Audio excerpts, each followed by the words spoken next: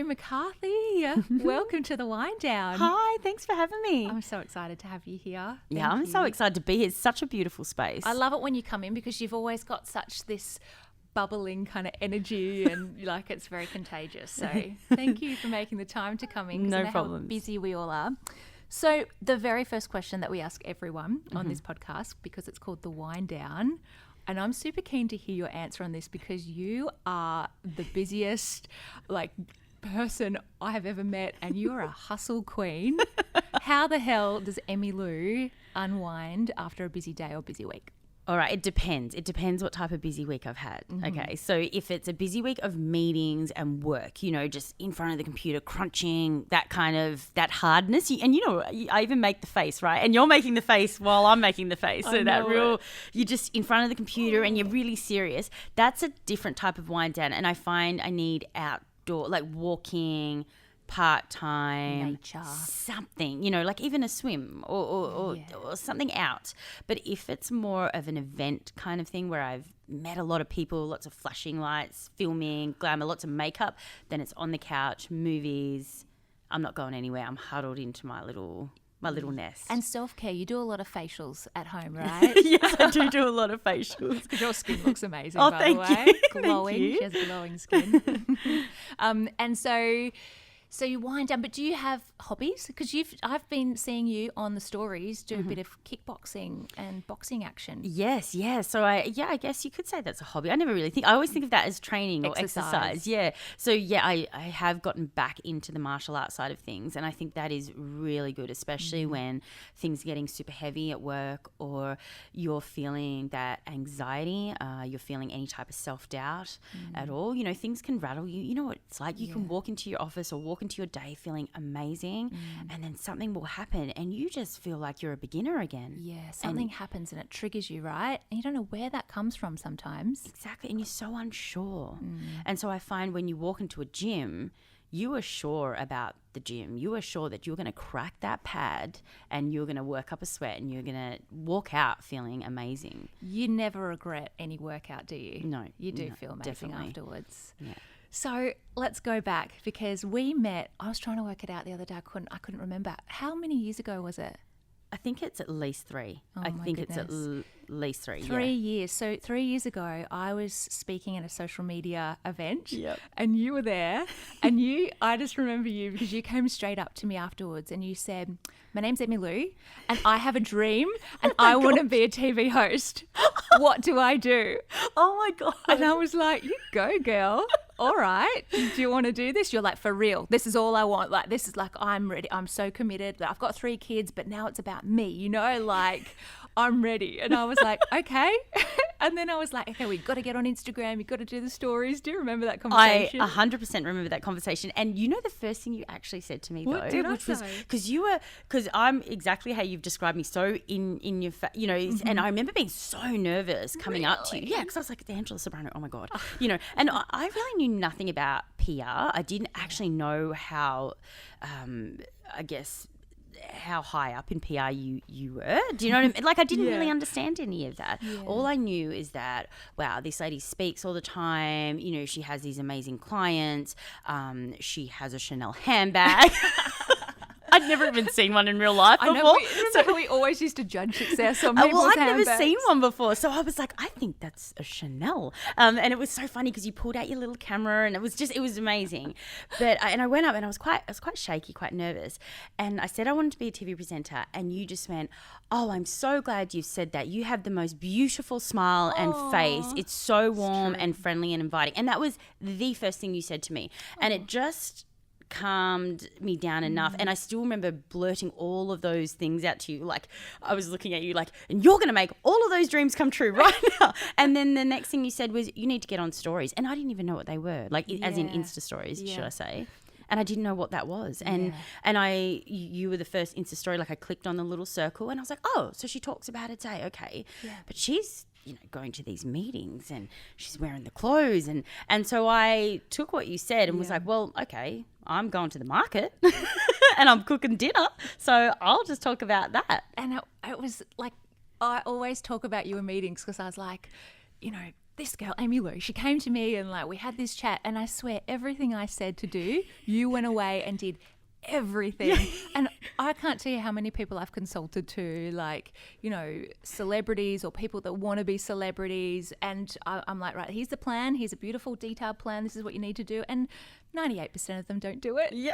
But you're like the 2% that just goes, right, okay, I'm starting. You literally started that night, and I remember seeing it and going, she's actually doing this. Yes, in the backyard meeting. It was in Yep. like, because remember that it was like a beautiful intimate event. Yes. It was kind of in the backyard, and Yeah. it was actually the most perfect start that someone at, you know, where I was at my stage could have. Because it wasn't, I don't know, you know, there wasn't that block between us in terms of like you were on a big stage and I couldn't get to you.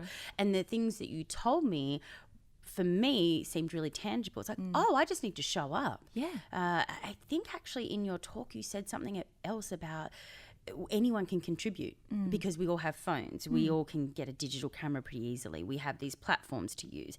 And that made a lot of sense to me. Oh yeah, I'm a contributor. 100%. Like anyone with a phone. Like I'm so passionate about social media and the way that we can now get content out there, because it's an equal playing field now. Yeah. Like gone are the days where you know, you have to be a multi-million-dollar organization and a big media company to actually get stories out there. Yeah. Everyone can do it now. Exactly. So there's kind of no excuses. Like if you want to make it happen, you just got to do it. Totally. Just got to turn up, like you say. And you have turned up in a very big way.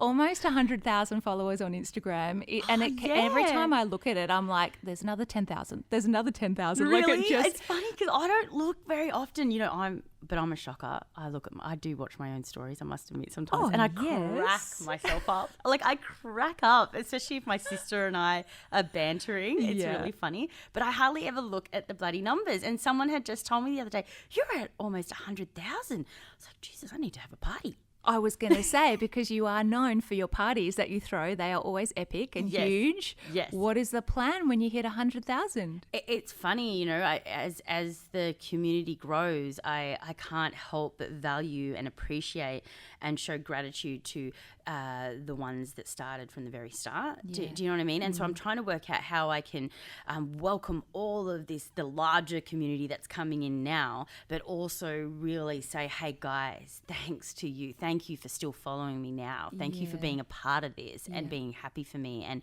because without you sharing, you watching, without you guys to entertain and to converse with, this growth wouldn't have happened.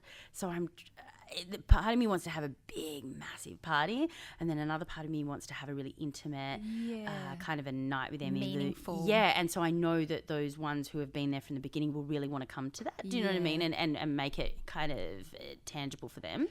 And that's the thing, because your community, and we work with a lot of different influencers and we see a lot, but your community is the most engaged and most loyal tribe I have ever seen on social media. They're stunning. It's unbelievable, the support. I mean, why do you think people resonate so much with you? Oh, I get goosebumps when you say that. Do you? Yeah, I do. And I get a little bit teary. It's Are you proud? You must be I'm so proud. I am definitely proud of myself. I'm not going to take that away. If you cry, I'm going to cry. But I'm so proud of them. Do you know? I am so proud of them because for me, as much as people say that I show up, it's actually these guys that show up. Yeah. And they're seen. And that's the thing that I feel the most pride or sense of pride in, is that these women and men and women feel seen and heard. And on a platform where you can only see me, that's a very hard thing to achieve. So in my head, in my logic, they're delving in deep and they're being seen. Do you know what I mean? Because they're seeing themselves. And so that gives me such a sense of pride. And that's what it is. That's what it truly is. And they're opening up to you, right? Because you get a lot of DMs. Yeah. We've spoken about this before. You get a lot of DMs every day. And people must be sharing and pouring their heart out with you every day. How do you take that on and deal with that? Because I know you, and you have a lot of empathy for people. How do you go about dealing with that? Because sometimes these stories are really heavy, like the stuff that people are going through, right? Yeah, it's really heavy. You know, I've been known to, I've gotten messages at 1, 2 a.m. in the morning, and they're really heavy, and people are struggling, and I will openly say, give me your phone number, I'll give you a call. And I've stayed on the phone for hours. Really? Sometimes. Yeah. And that's not what I am about as such. And I make sure that I make it very clear I'm not an authority on mental health and being able to help someone in those situations. But sometimes you just need to be heard. Yeah. And I can't always be there. And it's just one or two that come through and I see it. Do you know what I mean? And if I see it, you can't unsee it.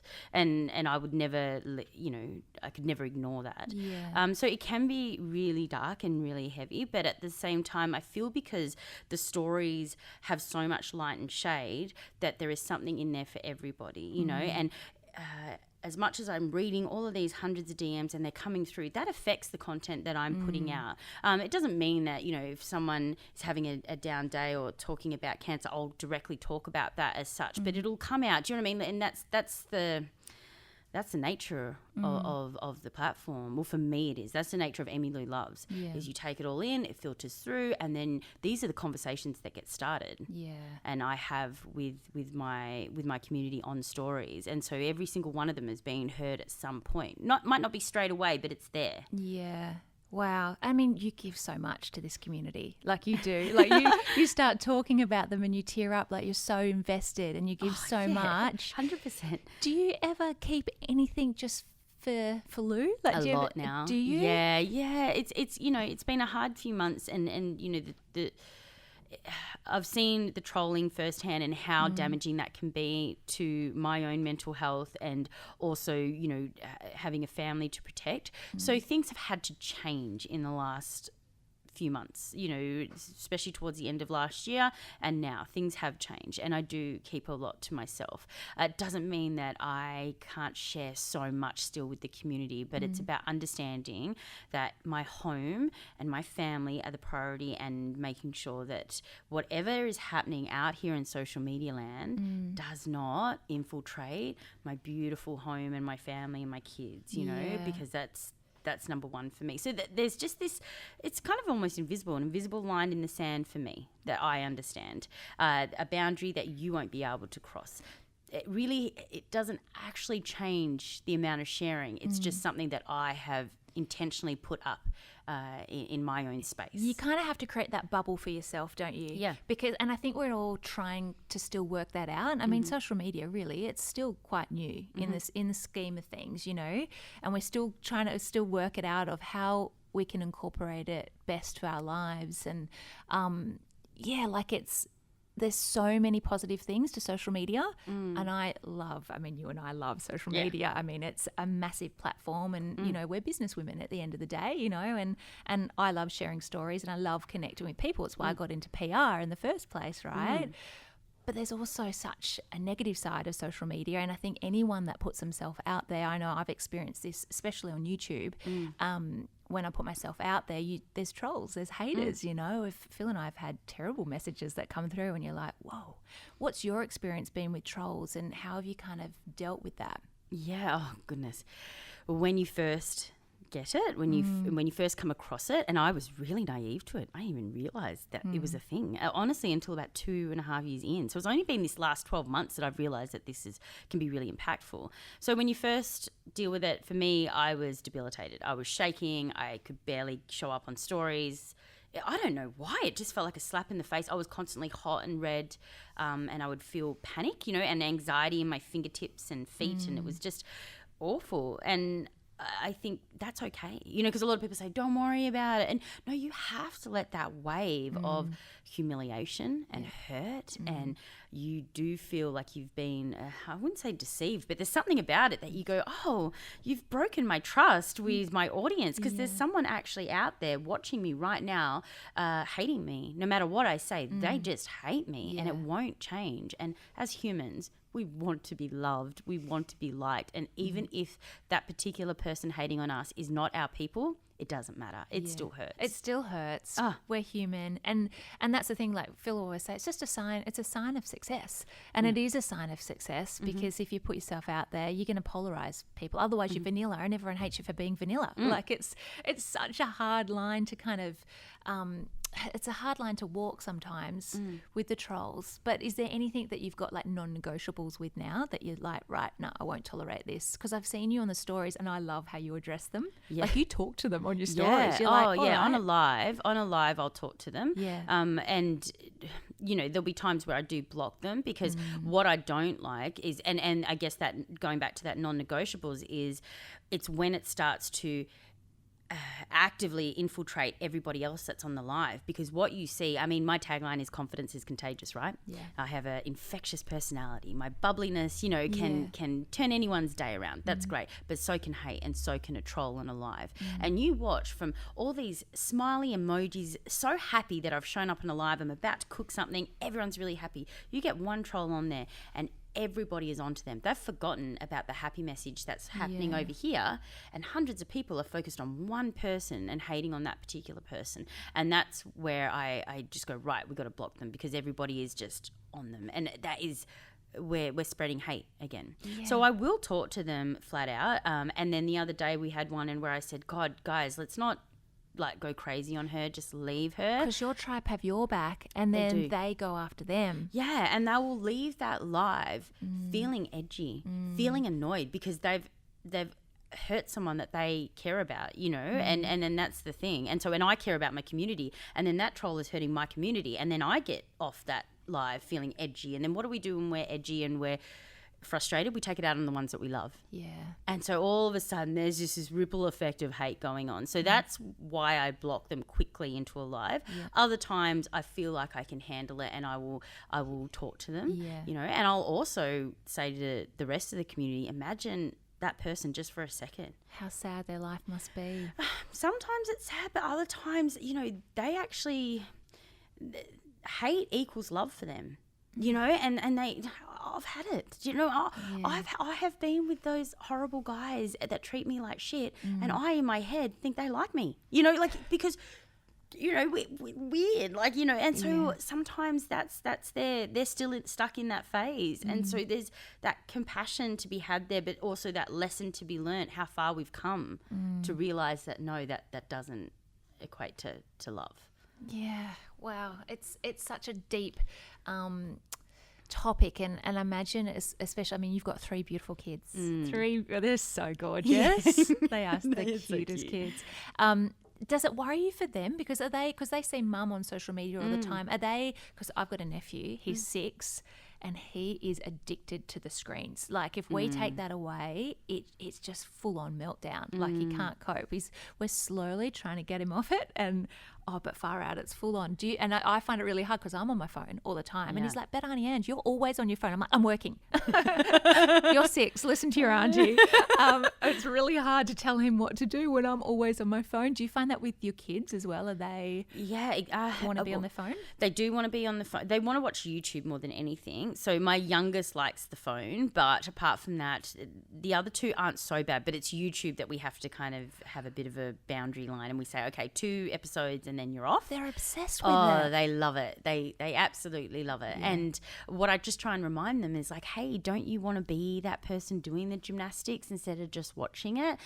So that's a really big question I always ask. And in terms of trolling and worrying about them, I don't tell them certain things, when there's been really personal attacks.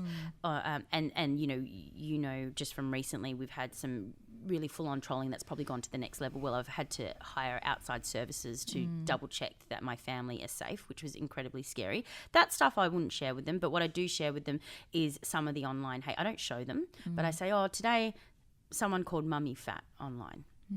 Today someone called me disgusting, and that really hurt, and I'm feeling really upset from that. And I think it is so important to share that, because one day they will be trolled or bullied, whether it's in the schoolyard, whether it's online, at work, whatever.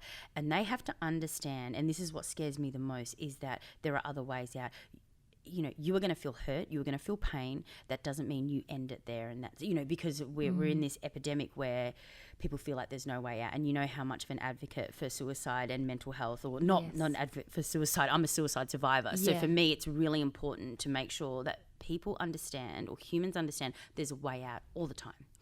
So, you can feel in the depths of despair. You can feel the darkest moments of your life, but trust me, you will not be there for long. It will, but you've got to allow yourself to get out of that, and that's what scares me the most, is that people get in that real deep dark hole and they feel there's no way out. So the only way I can do that in a light way with the children for their age and that sort of thing is just to talk about when someone hurts me and how I'm not feeling too good today, and I'm going to take a seat on the couch and I'm just going to ease on in today and I'm not feeling too good. What an amazing example you are to them, because so many families and people, like, we just don't talk about it enough. And I love what you're doing in the mental health space. I'd love to talk about mental health with you because you've spoken about it so openly. I've spoken about it openly as well. I have anxiety. I've had that since I was like 6-year-old. That's just part of my DNA. But what's your experience been with kind of depression and anxiety, and what has it kind of taught you? And what are the messages you want to get out there to kind of help people that might be going through something like that at the moment? Yeah, the main message is to just remember that every day is different, and that's the main one, and is to not give up. And when you're in that real depth, and being a suicide survivor, I know what that's like. It's almost like an out-of-body experience. You are almost walking yourself to that point of, you're done. You're done with life. Very heavy subject to talk about, and for anyone that is listening, I understand this can be really triggering for you right now.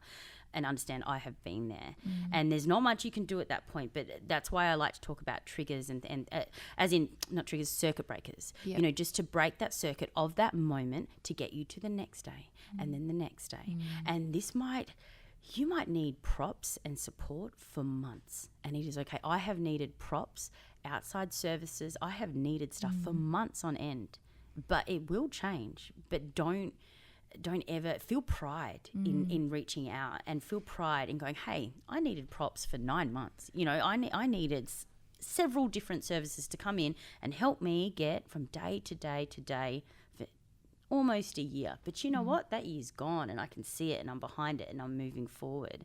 And so for me, that's the real messaging there, is like, just don't think that this is it. This is not the end. It's, where you are at now is not where you need to stay. Yeah. And what a living example you are of that. Like, if you looked back, no. what would you tell your younger self now? Oh, stop chasing boys. Stop, just, lay off. Boy crazy. Stop partying and just chill the fuck out. And that's the thing as well. Like, we need to understand that there are external things that are happening, because what we do is we get really scared that it's us. We get scared, oh my God, I'm mentally unwell. I'll never get out of this. I'm just depressed. This is just me. Yeah. No, have a look. You've got, I don't know, financial worries. You've got a tax debt that's raining on you. They can be fixed. Yeah. Do you know how many people think that their life is worth ending because of a tax debt? No. Yeah. Nothing is worth ending at all, ever. Is there any practical things that you do? So when you get triggered and you start to go, okay, I can identify the signs. And I know that I'm going to start going there, because when I feel like anxiety coming on, and I know I just need to be, I want to escape and isolate from myself from everybody. What are the practical things you do? Is there certain people that you're like, right, I'm not going to hang out with you this week because I know that you're a trigger? Or is there certain people that you're like, I must hang out with you? Yeah. Or is it exercise? Is it food? Is it, is it drugs? Like, what are the practical things that you kind of do when you feel yourself going down that path? It depends on how deep I've gone. Do you know what I mean? Because sometimes you don't realize you're going down that path till you're already down it. Have you ever had that before, where you're like, sunk in the hole, and you're like, Jesus, that escalated quickly. Yeah. And then you look back. As you get older, you can tell the signs a lot quicker. Yeah. But when you're kind of early 20s and 30s, you're like, oh, there were all the signs last week, didn't see any of them, and now I'm here. So when you're in that point, sometimes circuit breakers for me is the only way out. So that's, eating something a little sweet, having some time on the couch, crying in the shower, going for a walk, definitely outsourcing and seeking. For me, I have a kinesiologist that I absolutely love. It's taken some time to find that one but before that I had a family counsellor, and I also had acupuncture at the time. I found that helped to book in acupuncture. I found family counselling helped because it was quite inexpensive, and it was just a great way to get that out, through those early stages of motherhood as well. So it really depends on where you're at and how far down the rabbit hole you've gone. Yeah. So it can be something as easy as having something a little bit sweet to just break those thoughts for a second, watching a movie just to kind of stop everything, stop the thoughts, just watching a movie, whether it's a cinema, on the couch, going for a walk, cold shower, hot shower, you know, like things that will just snap you. Get you into the present time. Yeah, exactly. Yeah. And then you might have friends that you like to call.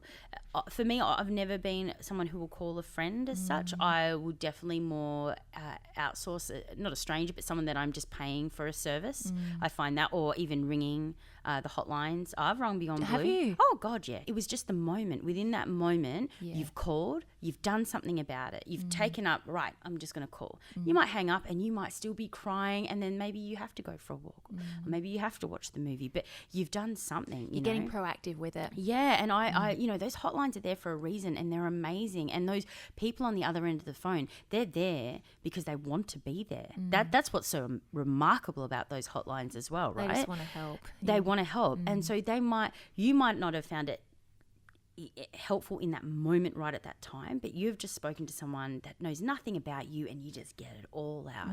And that is a beautiful thing when you think about it, that we have humans in the world that will listen to our shit, that doesn't know us, no investment whatsoever. Yeah, it's pretty cool. It's pretty amazing. Yeah. There's so many like sources out there that we can tap into. There's so many people that are willing to listen. I mean, you listen to your community. If someone sent you a message, you're on the phone, like, you know, and you're giving back now because you know what it's like to be there. And I think that's such a powerful message to get out there and talk about these things that we traditionally never spoke about before. We just thought we had to deal with it on our own. So it's pretty powerful.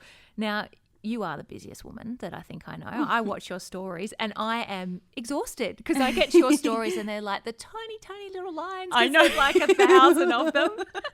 And I'm like, okay, once I get my cup of tea, I'm like, okay, what's Emmylou up to today, you know? And I have a look. So let's go through it. You have a clothing line.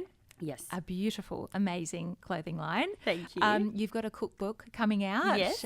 June, is that right? Yeah. Yes. You work with a lot of different brands and, you know, products, because everyone now wants to work with you. Like every client of ours, like, do you know Emmylou? Yeah. And I was like, actually, I do. So you've got that. You're an MC. You're a host. You have your own TV show. I do, yes. Dream come true. Yeah, tick. that's definitely the big one, yeah. Is there one that stands out to you of just like, yes, I'm so proud, because you're wearing so many multiple hats and so many people do these days. We don't just have one role and one job, which I love that. Is there one thing that stands out that you're like, oh, but I love this section of it? Oh, the TV show is definitely my baby. That is a lot of hard work. Absolutely no financial reward whatsoever, but I absolutely love it because that's what I set out to do. And I set out to be a TV presenter, and now I'm the executive producer of my own show, and I'm not presenting. I'm not presenting for somebody. I'm actually just showing life, which is way more than I ever dreamed possible to do. And it's such a learning process, and you know, we're in the 4th season now, and I'm still learning so much about how to go about it and that kind of stuff. So it's but it definitely, that is one of the most rewarding. And I think the other one, and it's, you know, for me, if you'd asked me a year ago, I probably wouldn't have crossed my mind, but the being a mum to the children, which, you know, I know it sounds awful that it wouldn't cross my mind a year ago. The kids, I've had the kids for 9 years now, but finding that balance between having all of those hats that you've just said, or wearing all of those hats you've just said, to being a really present mum, that's been really hard. And I've had to have quite a few wake-up calls to understand what priority actually means, and where I need to set those priorities, and where I need to really focus in my energy as well. So that, you know, these first 6-8 weeks of 2020 has been all about settling in the kids at school. I've changed all their gymnastics. They started Muay Thai. You know, we're driving way more in traffic now, but because I was like, no, these kids need more of my time, and understanding that, and not allowing all these other things to press on me and think, oh, no, they can wait. No, they actually can't. They need healthy meals. They need, you know, support. And it's so hard as women, isn't it? Because you do have to wear multiple hats. I'm not a mum yet, but one day, and I watch you and I'm like, how the hell does she do it? Like, this is like, and that's the thing that I'm so fascinated with. Like, success, it takes a lot to be successful. We have businesses, and you know how hard it is. Like you got to hustle, you got to be on that train, and it's full on. And I probably only stopped kind of, those full on hours maybe 2 years ago because I got really sick. Like, how do you have a lot of help? Like, do you have people help you? I know Aaron, your beautiful partner. Yeah. Like, how do you make it work as a family? I think the main thing to remember is that for a while it won't work. And that's where you really learn all the good stuff. So for a while there, it went all like really messed up. Like last year? Last year, yeah. messy? I mean, the business was great. The TV shows on 10, like all of that stuff is so good. But there was that moment where none of it was working at home, and I needed that. You need to be able to drop the balls to be able to pick up the ones that you want. Do you know what I mean? You kind of juggle for a while, everything drops, it's all gone to shit, and then you're like, oh, and you've got that clear mind and you've got free hands, and then you can go, oh, I'll pick up that ball and I'll pick that one back up, and we'll rearrange them and they'll all kind of sit where they need to be. So I think that was the biggest thing that the best thing that could have happened was it all got too busy and I got way too tired and way too stretched. Yeah. And then I went, oh, right. And and it made sense. And Aaron now is full-time at home with the children, which is great. And at first he came and was sort of working in on the business. That didn't work. And so we had to... It's hard working, as I look at my husband who's producing this podcast, it's hard working with your partner, huh? It's totally hard working with your partner. I know. Especially if we're bossy like me. So Angela's not going to say anything. I'm not bossy at all. Totally relaxed. So I think that was a huge one, getting Aaron in for that support. I have a PA now. Before I didn't have, I mean, crazy that I've only had a PA for 6 months. That is crazy. It is crazy. I sought a third party packing person. So now, because I used to pack the clothes. For those of you who don't know, I used to pack the clothes in my kitchen. So 700 orders in a night. I would sit there packing them after a day of filming or a day. It was just crazy. And that's exhausting. I mean, it's fun because you're like, oh, and you get to write little notes to everyone. Yeah. But it's like, because you used to show that on your stories. And I'm like, she's been working like for the last 15 hours and now she's packing for the next 5 hours. That's 20 hours. When does this woman go to sleep? I know, it's crazy. But you see where the little kind of gaps come in. We were ordering Uber Eats heaps and like those kind of little things. You're like, okay, we're not eating really well here. I wasn't taking care of my health and I wasn't doing any exercise or any way of releasing like you were just talking about before. So those things had to change. And so you can't, I know, right now it's quite fashionable to be this lady boss and, females are like, so like we're so strong and we can do it all. We actually can't. And to build an empire, you actually need some people around, or to build a successful business, you need people around. And sometimes that takes a little while to find. Of course. And sometimes it takes a while to be able to afford it. Yeah, that's a big one. But also I've learned that being healthy and having a balanced life, it's part of the work as being a boss. You know what I mean? Because like I can't show up every day and give my best self if I haven't slept well or I'm not eating right or I'm not exercising, because I get cranky. Exactly. That's not good. Exactly. And then like you say, you take it on your loved ones and then, your family life's turning to shit and it just all starts, it's like this little spiral that you can go down. And you don't know which one, you don't know what, sometimes it gets confusing. Yeah. Oh, what is it? Is it too much work? Is it, what have I done here? Or straight away I always go, oh, it's our relationship. We're failing at a relationship. It's just all the other stresses that are just putting a strain on that. And you can start to see it and work it out and get back to a nice balance. So 2020, it sounds like you're starting to get your priorities like in order for yourself, and it's not even being selfish. It's just a necessity of life, Totally. Yeah. That's so great. Yeah. And so because how long have you been with Aaron now? We were just talking about this. We don't have an anniversary. We're not married. So Sage is 9. So we go on sale and we were together for about 18 months before. So over 10 years. Wow. Yeah, a decade with someone is pretty remarkable. That's crazy. It's pretty remarkable. And I love you because I remember when you first started your stories, you documented kind of the ups and downs of your relationship, right? Yeah, 'cause we've been co-parenting for 3 years when I first started stories. Co-parenting, but you were living in the same house, but you weren't together. Same house, separate rooms, separate fridges, separate finance, everything for 3 years. Wow. Hard. How did you do because I get a little bit jealous sometimes. I do have a little bit of a jealous streak. Like if that was Phil and I and he was starting to see someone else, Well, would have lost it. that's where we're lucky because we didn't have other people, to have to contend with as such. And maybe there was and I didn't know. So, but at the same time, what we led with was respect. Doesn't mean that we didn't like each other. At the time, it's like, I can't even look at you right now. I don't know why. I just don't like you. And, but that didn't actually dictate how we treated each other. Yeah. We always treated each other with respect for the human beings we were and for the amazing people that we were. Aaron's an incredible man. I'm a really great girl. But we didn't like each other at the time. And we got these 3 kids and it's crazy. And, I'm running after my career and I'm kind of putting him second, like making him not second best almost. And so things weren't gelling as well. But we always remembered who we were as such. So I think what happens, well, for me, when people aren't in love as such or, at that lovey stage, they think the next thing you have to do is hate each other. Because we get kind of, well, what do we do here? We don't really love each other. So we just start hating on each other, start dogging each other out? No. Just focus on yourselves, focus on the task at hand, which is the kids, the home, do all of that. Let him worry about him, let you worry about you, and just show respect. Yeah. And then once all of the stuff starts to die down, you haven't hurt each other to the point of no return. Yeah, because in the heat of the moment, gosh, you can say some nasty things to each trust other. Trust me, right? we had some Barneys. Don't get me wrong. We weren't sitting around lighting incense, singing Kumbaya. I reckon I want to go on the bad side of you. Yeah. Like, I reckon you've, I reckon you'd show up. I know. Oh my God.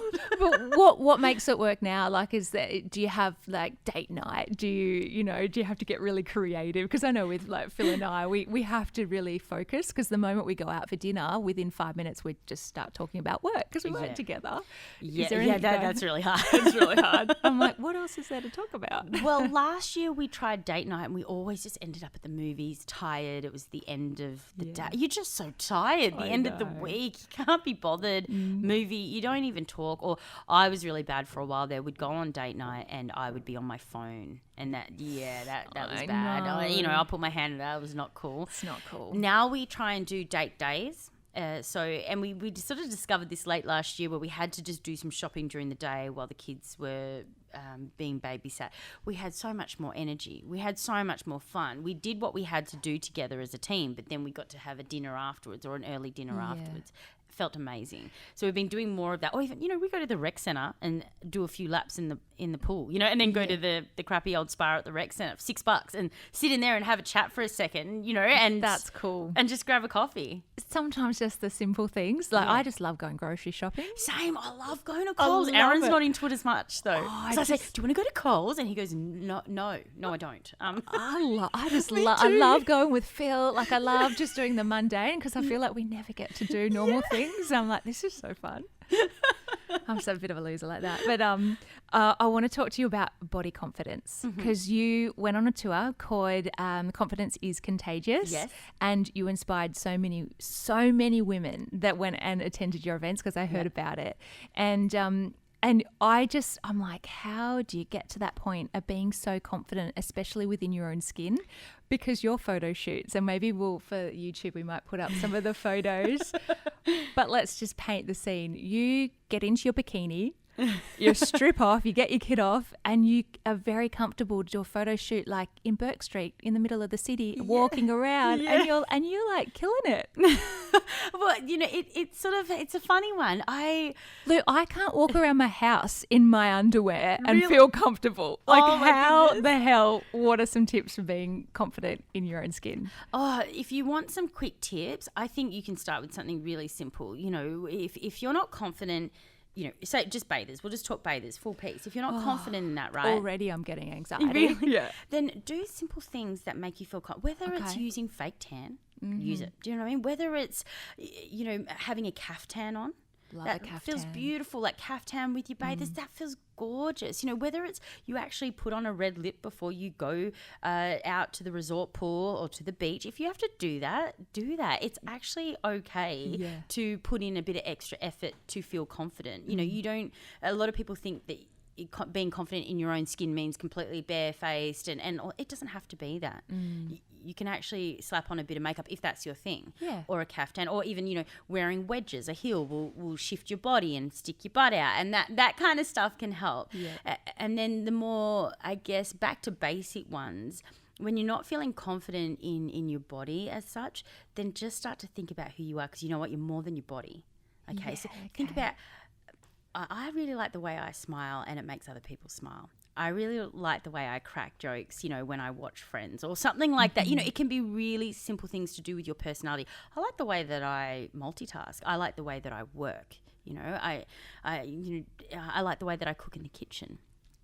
Little things like that that can come back to just being confident about who you are, because you will not be confident in your skin or bathers or jeans or a top or anything unless you acknowledge how cool you are internally. Does that make sense? That makes so much sense. Yeah, so start with these little ones. I'm going to get a fake tan. Yeah. And then I'm going to put caftan on, and then I'm just going to tell myself how awesome I am of multitasking, and you've got a business and you're great. Yeah, it's funny, isn't it? I think as getting older, I was okay when I was younger, but getting over sort of 35 and the body starts to slow down a little bit, and I'm on these fertility drugs at the moment, so they like bloat me, make me feel really fat. Yeah. But yeah, they are some great tips. I love them. And if you can't start with also, because it's hard to say, oh, I'm awesome at this. I'm bloody great at this. That's hard. Start with gratitude. I am grateful to have the air in my lungs. I am grateful that I can turn on this tap and have, cold running water that's clean that I can drink out of. Yeah. And then I am grateful for my job. I am grateful that I'm really good at it. And then start to go more internally. I'm grateful for my smile and my eyes and for my health. Yeah, gratitude. If you can't start with how awesome you are, start with how grateful you are. Because then, we don't always want to say how great we are. So then go with something that's not maybe us. It's a bit more removed. We're more grateful for things. You're absolutely right. Gratitude and perspective. Because I remember I was complaining once to my mum, and I said, oh, my legs are so fat. I've always had a thing about my legs, so fat. And she just turned around and said, get over yourself. You are so lucky to have legs. And I was like, whoa, yeah, right. I say it to my kids a lot. We have my gorgeous Leah, who is our e-coms manager. She'll get messages when we're out of stock with something, and she'll, she said, I feel so bad.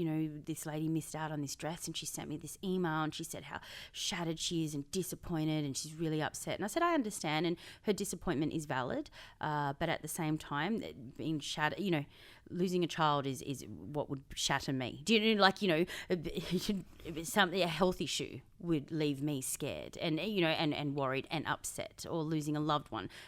Do not take that on. It is a dress. We are fine. Yeah. No one is hurt. And, you have to put that perspective into it. And definitely validate your customers' inquiries or whatever they've got, but don't take that on as that's the end of the world. It's a bloody dress. It's a dress. It's a beautiful dress, but it's just a bloody dress. Yeah, exactly. Yeah, it's such a good message to put out there. I've loved having a chat with you. So nice. This has been so much fun.